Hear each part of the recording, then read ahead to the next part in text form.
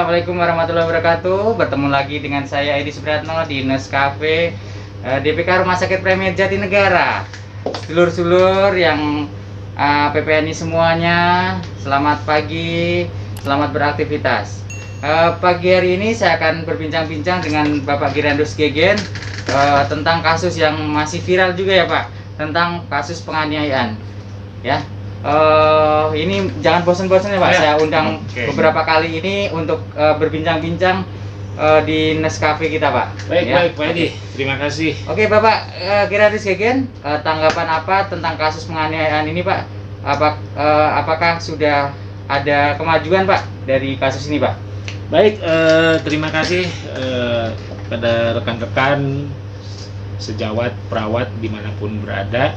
Ya, jadi begini Pak Edi, sebetulnya kalau kita melihat dan mendengar kasus yang menimpa rekan kita di Palembang seperti yang Pak Edi tanyakan, ya sudah cukup bagus. Sekarang pelaku sudah ditangkap, pelaku sudah sedang diproses, lalu pelaku juga sudah dikenakan pasal.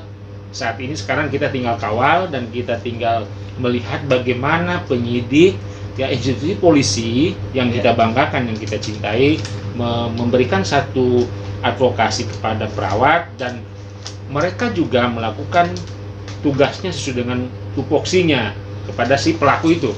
Oh, jadi kita harus percaya Pak sama kepolisian ya? Oke, jadi kita nggak usah bertindak arogan ya? Ya. Oke, Pak, untuk proses hukumnya gimana Pak untuk selanjutnya Pak? Ya, saya kira proses hukum itu sudah ada juklaknya, sudah ada SOP-nya ketika ada laporan, ketika ada peristiwa, ya. Semua tahu bahwa sekarang dia sudah ditangkap. Yang mudah-mudahan sih proses hukum itu sesuai dengan apa yang dia lakukan, apa yang dia perbuat, sudah punya pasalnya. Jadi kita semua sudah tahu bahwa ini ada satu hal yang sangat disayangkan. Semua sudah tahu ini penganiayaan. Jadi saya kira juga yang jelas bahwa polisi sudah melakukan tugas secara profesional dan ya dihukum setimpal yang sesuai dengan perbuatan dia. Oke, ada isu atau kabar Pak bahwasanya untuk ini kalau misalnya pelaku meminta maaf kepada korban dari manajemen atau gimana, itu apakah akan terjadi perdamaian Pak? Ya, saya kira bisa saja itu terjadi, tapi kita sebagai marwah perawat dan kita sebagai orang yang memang ngerti di dunia perawatan, jangan sampai terjadilah seperti itu. Saya kira juga ini efek jera dan ini menjadi momen yang sangat penting, sangat biasa. Kalau kita melihat dan kalau kita mendengar, kalau kita membaca, ini seperti macam gunung es. Ya. Jadi banyak kasus-kasus yang selesai di mediasi, namun terus berulang. Ini yang harus kita cegah. Edukasi ini penting. Saya kira itu.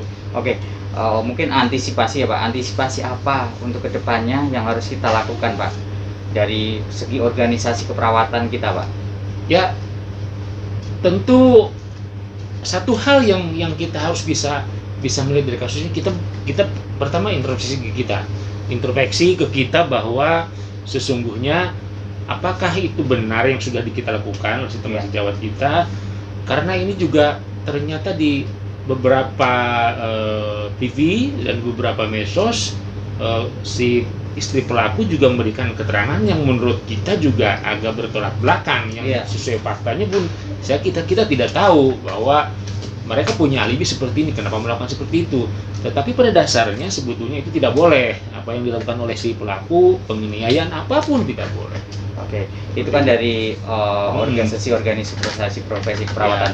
Kalau dari segi komite keperawatan Pak, bagaimana Pak untuk menyikapin kedepannya untuk ini Pak? Ya, di komite perawatan memang itu amanat undang-undang, ya, karena jelas ada PMK-nya bahwa ada 3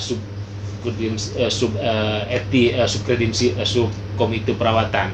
Jadi ada etik, mutu, sama kredensialin. Jadi itu juga mestinya menjadi perhatian bagi komite, karena komite di rumah sakit punya tempat yang sangat terhormat, sejajar dengan komite yang lain. Nah, kalau komite sendiri tidak bisa melakukan upaya, salah satunya pencegahan, introspeksi kepada diri kita nggak bisa berbuat apa-apa, karena ketika seorang perawat dikredensialing, ya, dinilai layak tidak memberikan asupan, di situ letaknya. Oke Pak. Jadi sebenarnya kalau saya lihat saat ini itu komite keperawatan belum kelihatan banget ya Pak di Ya. beberapa rumah sakit. Mungkin itu ya Pak yang Ya kalau kita mau jujur, Ya. kita jangan melihat bahwa kita dianiaya. Betul, saya setuju dianiaya. Ya. Tapi apakah sudah kita pernah atau sudah melakukan upaya terhadap pembenahan perangkat-perangkatnya di rumah sakit? Komite, ada PPNI, ya, ada departemen perawatan juga ada namanya mutu. Itu juga harus kita lakukan. Seperti itu, Pak Edi. Oke Pak, bagus sekali Pak untuk perbincangan pagi ini, walaupun sedikit itu akan bermakna. Ya. Oke, perawat-perawat semua, terima kasih telah mendukung YouTube channel kita DNI Rumah Sakit Premier Jatinegara. Kita sebagai perawat harusnya lebih hati-hati lagi. Tetapi walaupun apa yang terjadi sama kita harus kita serahkan kepada di atas. Pepatah Jawa, lemah-lemah teles, Gusti Allah yang bales. Lemah-lemah garing, Gusti Allah sing paring. Terima kasih.